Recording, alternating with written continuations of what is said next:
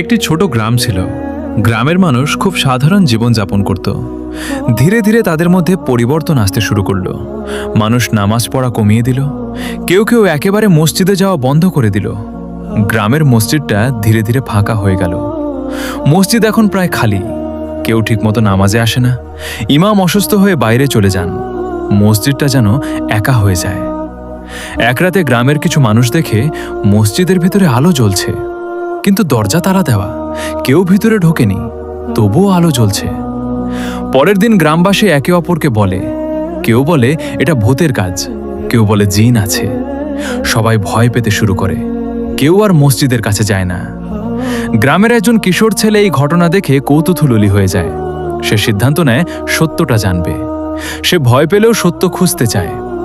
এক রাতে সে মসজিদের পাশে লুকিয়ে থাকে, চুপচাপ অপেক্ষা করে। রাত গভীর হয়, হঠাৎ সে দেখে মসজিদের তালা না খুলেও দরজা ধীরে ধীরে খুলে যাচ্ছে, ভিতরে আলো জ্বলছে। ছেলেটা ভয় পেয়ে গেলেও ভিতরে ঢুকে পড়ে। ভিতরে ঢুকে সে অবাক হয়ে যায়, কুরআন তেলাওয়াতের শব্দ আসছে। সে দেখতে পায় একজন বৃদ্ধ মানুষ নামাজ পড়ছে, একদম শান্তভাবে, একা। ছেলেটা জিজ্ঞেস করে, আপনি কে? মসজিদ তো বন্ধ।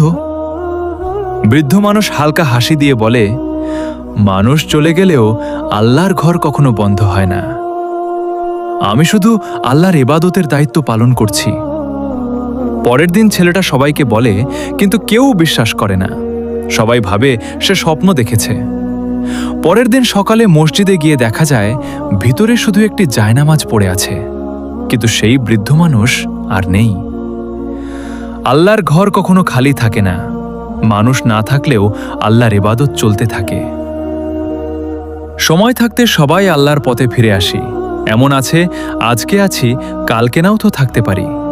আল্লাহ তাআলা আমাদেরকে এই কথাগুলা বুঝার তৌফিক দান করুক, আমিন। এরকম ইসলামিক গল্প শুনতে সাবস্ক্রাইব করে আমাদের পাশে থাকুন।